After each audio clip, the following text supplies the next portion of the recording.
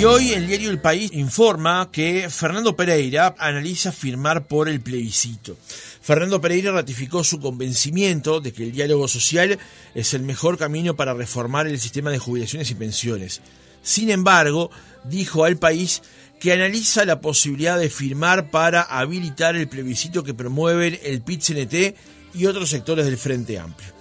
Me ha generado una duda genuina lo que ha planteado Carolina, expresó Pereira. ¿Cómo cae esto en los impulsores justamente de este plebiscito? Estamos en comunicación con Karina Sosa, presidenta de ATSS, la Asociación de Trabajadores de la Seguridad Social. Karina, ¿cómo estás? Buenos días. Buenos días a ustedes, ¿cómo están el día de hoy? Muy bien, muchas gracias por atendernos.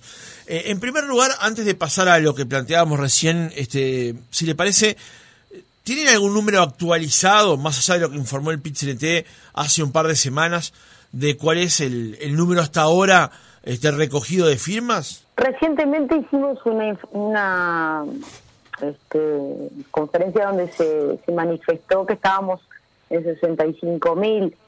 El problema de todo plebiscito, de toda juntada de firmas, es el retorno luego de las papeletas por estar distribuidas de una forma muy masiva, ¿no? Obviamente ya superamos las 80.000, estamos esperando que regresen más.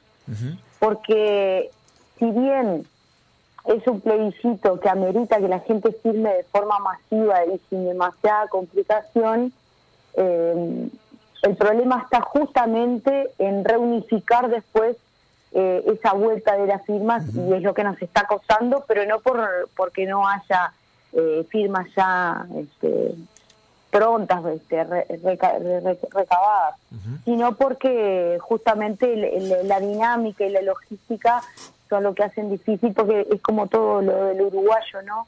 En el último minuto... Claro, se dedican a hacer lo que tendrían que haber hecho de forma paulatina. Sosa, entonces ustedes estiman que al plazo constitucional previsto van a llegar con las firmas de forma holgada. Las firmas están en la calle, nosotros creemos que sí. De hecho, es muy gratificante cuando en la prensa en algún momento se nos da la oportunidad de explicar a cabalidad lo que significa la papeleta, cuáles son sus alcances y cuál es el objetivo principal. Es muy agradable al otro día salir a juntar firmas y que nos digan que por ese programa de radio, de televisión, en donde se pudo explicar de forma tranquila, mesurada, y para que la gente pueda entender un lenguaje común, y que eso fue lo que nos motivó a decidir por firmarse, ¿no? A firmar. Sosa, ¿cómo está evaluando el pronunciamiento que ha hecho la intendenta Carolina Cose de firmar la papeleta, no expresarse sobre el tema de fondo y abrir justamente el debate sobre la seguridad social? Y bueno, en ese sentido es sano que la gente firme, más si son políticos que están en carrera para ser candidatos a la presidencia. Pero también es sano porque lo que pasa aquí es que se abre un debate en donde se respeta la consulta popular como un instrumento histórico de la ciudadanía para tomar sus propias decisiones. Pues nosotros entendemos que es muy bueno que haya una democracia representativa, pero también entendemos que hay cosas que tienen que definir las bases. Entonces, habilitar ese mecanismo parece muy sano para nuestro país, más allá de que no se hayan expresado sobre el tema de fondo, ¿no? Pero ¿usted cómo evalúa el hecho de que Cose decidiera firmar y a la vez no expresarse sobre el asunto de fondo, que es en última instancia sobre lo que la gente que firma se va a terminar expresando? Sí, pero la primera etapa es llegar a la firma. La segunda etapa del plebiscito es que la gente pueda debatir con todas las cartas sobre la mesa. Es muy propio de nuestro país que haya controversia en un tema tan importante. Es muy propio de nuestro país que de un sector político y de otro salgan a hablar sobre el tema. Y también es muy propio que la política sanamente decida apoyar esta consulta popular para que algunos que todavía están en dudas de si firmar o no firmar, eventualmente lo hagan. Y allí sí poder habilitar esa discusión sana y fraternal y con la verdad, con argumentos serios, con información consistente, para que la gente pueda tomar su definición. Porque esto ya no tiene que ser más un partido de un clásico nacional Peñarol. Tiene que ser cuál es el problema que tengo yo hoy como jubilado pensionista o como eventual futuro jubilado pensionista para ver qué decisión tomo, ¿no? Porque en definitiva es un problema colectivo pero de resorte individual. La intendente de Montevideo también dijo que firmar es básicamente expresarse sobre la mala ley actual. ¿Ustedes están de acuerdo con esa premisa o en realidad están de acuerdo con la premisa de que lo que se plantea en la papeleta, lo que ustedes motorizan, digamos, como debate, es el kit de la cuestión, digamos? ¿Sabe qué pasa?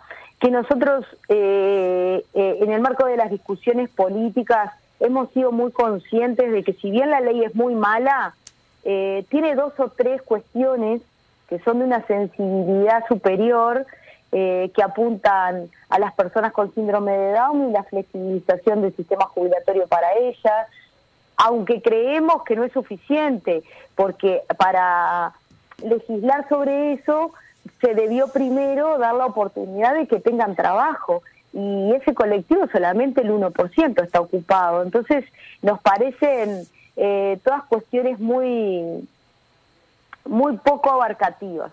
Después tenemos los 2 años de reconocimiento de años de trabajo por hijo con discapacidad severa, que nos parece algo muy positivo y tiene que quedar. Por eso no vamos a ir en contra de un avance, por pequeño que sea el colectivo al que va a beneficiar. Por otro lado, también nos parece importante que la gente que quiera seguir trabajando, eso ya se podía hacer, pero estaba más bien enfocado al empleado, no a los patrones, ¿no? Nosotros creemos que hay que hacer algunos ajustes allí porque se presta para la subdeclaración o para un salario diezmado que no contemple el respeto de los derechos de los trabajadores, y hay que trabajar para ello, pero también creemos que hay gente que lo ve como positivo. Por eso no fuimos en contra de la ley, sino que lo que estamos haciendo es marcar 3 puntos fundamentales, como son la eliminación de las AFAP, el mantener la edad de retiro a los 60 años y no 65 como se propone en la ley, y equiparar las jubilaciones y pensiones mínimas al salario mínimo nacional. Esos 3 puntos nos parecen fundamentales, por lo que seguidamente voy a confirmarles. De correrse a 65 años la edad de retiro, van a ser más las solicitudes de jubilación por imposibilidad física. Y si bien esta ley nosotros decimos que tiene algunas cosas buenas, hay otras que son muy preocupantes. Y es que las jubilaciones por imposibilidad física bajan su nivel de ingresos de forma estrepitosa con la ley 20.130. Entonces, si vamos a trabajar más y nos vamos a enfermar más personas y vamos a hacer solicitudes de una prestación que va a ser de menor importe, a nosotros eso nos preocupa mucho, porque cuando la gente se enferma es cuando más necesita. Por otro lado, el que quiera seguir trabajando más allá de los 60 o se pueda retirar antes porque tiene actividades bonificadas, podrá hacerlo. Entonces queda claro que nosotros no le estamos poniendo un corset a la Constitución con este punto. Y yendo al tema de las jubilaciones y pensiones mínimas, yo creo que no admite ningún análisis. Ningún jubilado pensionista en este país puede vivir con menos de 17.000 pesos. Y existen pensiones y jubilaciones de menor importe. Entonces tenemos que tratar de ser sensibles y entender que la última etapa de vida de una persona no puede ser sobreviviendo en la miseria. Y por otro lado, las AFAP, $3 millones por día de traspaso hacia empresas privadas que lucran con el dinero de los trabajadores y que eventualmente eliminan puestos de trabajo con ese dinero, es como pegarse un tiro en el pie la misma clase obrera, ¿no? Entonces, tenemos que cortar con eso. La privatización del dinero de las jubilaciones y pensiones no debe estar en el esquema de ningún país que solidariamente puede sostener un sistema de seguridad social para todos y para todas, que de hecho lo hace, porque las AFAP lo único que hacen es recaudar ese dinero de forma gratuita, le hace trabajo el BPS, y luego los trabajadores no vemos esas ganancias retribuidas en la renta que eventualmente nos pagan cuando nos jubilamos, ¿no? Porque son de miseria. El 60% de la gente cobra por debajo de los 1.900 pesos mensuales, cuando BPS garantiza en una jubilación un mínimo de 17.200 pesos. ¿Cómo usted está evaluando lo que hoy anuncia Pereira a través del diario El País, la posibilidad de que él también firme la papeleta? Lo mismo que Carolina Cose, lo evaluamos como positivo porque está dando la posibilidad de llegar a las firmas, que es el primer mojón que nosotros nos marcamos como movimiento sindical. Entonces, en la medida en que todos los políticos deberían hacer lo mismo, porque yo recuerdo a un político de la oposición de los que usted menciona, o sea, que en este momento son oficialismo en el gobierno, haber dicho que se moría de ganas de firmar para que saliera este plebiscito y ver como descalificando la propuesta de los trabajadores, ¿verdad? Y ahora lo veo colgando pasacalles en Montevideo, diciendo que no hay que firmar la reforma del Kirchner. Entonces, usted se refiere al senador Gandini. Claramente, ¿verdad? Si ustedes lo buscan en el archivo van a poder encontrar perfectamente que en un momento, de forma burlesca, se refirió a la propuesta del Kirchner como que él la iba a firmar para habilitar esto. Sería muy sano que todos lo hicieran, porque si creen tanto en su proyecto y creen que tienen tantos argumentos como para convencer a la población de que esta reforma jubilatoria no los va a llevar a la más absoluta miseria, que firmen y que habiliten la democracia directa, que eso es muy sano en un país democrático como el Uruguay. Ahora, yo le estoy consultando en este caso por lo de Cose y Pereira, Sosa. Sí, correcto. Hoy el diario El País dice, a partir de estos conceptos es que Pereira aseguró estar analizando en estos momentos la posibilidad de firmar sin que esto signifique el apoyo a que la Constitución incorpore elementos en la seguridad social. Ahora, si uno va al texto de la papeleta, aquello que Fernando Pereira firmaría eventualmente, dice: señora Presidenta de la Asamblea General, los firmantes, ciudadanos inscritos en el Registro Cívico Nacional, nos presentamos ante usted, según lo dispuesto en el inciso A del artículo 331 de la Constitución, promoviendo la iniciativa de reforma constitucional que seguidamente se articula para ser sometida a decisión popular en la elección más inmediata. Planteo esto porque Fernando Pereira y la intendenta Cose dirían que firman para promover el debate, pero en realidad lo que están firmando es para acompañar aquello con lo que por lo menos Fernando Pereira dice estar en contra. Es correcto lo que usted dice, es correcto, y lo que manifiestan ellos es que el inciso B de la Constitución habla de un texto alternativo, ¿verdad? Yo creo que viene por ese lado la discusión. Pero no es lo que promueven ustedes, ¿no? No, claramente no es. Claramente no es. Ahora, sí tengo que decir algo al respecto. Yo leí la nota que usted me está transcribiendo y lo que dicen es que siguen pensando que el camino es el diálogo social.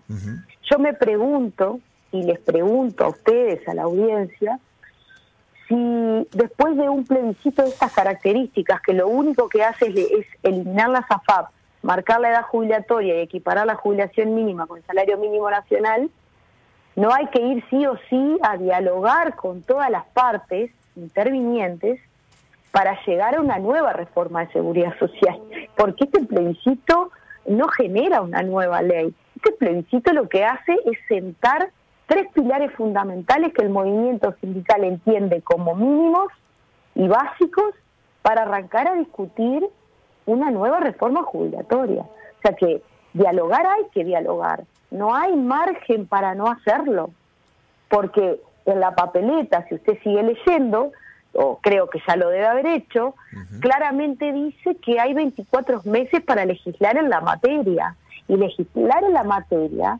significa que hay que realizar todos los ajustes necesarios para que la ley, que es de menor jerarquía que la reforma constitucional, se ajuste a esos tres puntos fundamentales. Entonces va a haber que dialogar sí o sí. Acá no hay controversia entre ir a un plebiscito y ganarlo y después tener que sentarse a discutir, porque naturalmente así deben de darse las cosas.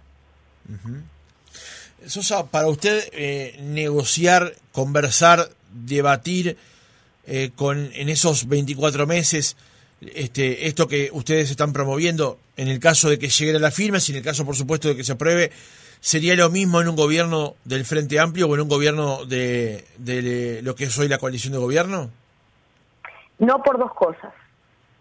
Primero, porque va a haber una reforma constitucional que respetar y va a ser otro el contexto político. Y no sería lo mismo ni siquiera con dos tipos de gobiernos diferentes, porque cualquiera de los dos tendría que respetar este mínimo básico. Pero también no, porque en el proceso en el que se discutió la reforma, nosotros nos cansamos de asistir a situaciones en las que eventualmente íbamos a hacer propuestas y después nos encontramos con un presidente de la República que dice que los que hoy promovemos el plebiscito nunca le dimos ninguna opción alternativa, cuando nuestro sindicato le presentó en 4 oportunidades diferentes un documento realizado a conciencia y de carácter técnico y social sobre todo, en donde se le planteaba la seguridad social del siglo XXI, como se llama nuestro documento, y se planteaban un montón de alternativas. Y este gobierno que terminó votando esta reforma jubilatoria y planteando recorte de derechos para trabajadores y trabajadoras, no tomó en cuenta ninguna de las cuestiones que nosotros marcábamos en ese documento. No fuimos escuchados, no fue un verdadero diálogo lo que hubo, fue una arremetida de imposición hacia la ciudadanía con mentiras y falsedades, en donde se decía que la reforma le iba a dar mejores prestaciones a la gente, y eso no es verdad. Ni resuelve el problema de la gente y sobre todo se lo cargó a sus espaldas, porque lo único que utilizaron para mantener el déficit, según ellos, fue que la gente trabaje 5 años más. No hubo ninguna otra forma de financiación que se discutiera, no se habló de tocar ningún capital de las patronales, ni tampoco siquiera se habló de aquellas bonificaciones que aún no son ley, de trabajos como el sector de la pesca, donde la gente sufre enfermedades profesionales de características muy dañinas para el organismo de las personas, y no fueron en esa línea. La reforma fue tomada desde el punto de vista económico y nada más que tratando de hablar de dinero. Y acá estamos hablando de un derecho humano fundamental que debe de tratarse de esa forma y devolverle a la ciudadanía en calidad de lo que necesita para poder pasar su última etapa de vida con la mayor de las comodidades posibles. Karina Sosa, presidenta de ATSS, gracias por haber estado otra mañana con nosotros. Las gracias a ustedes, como siempre.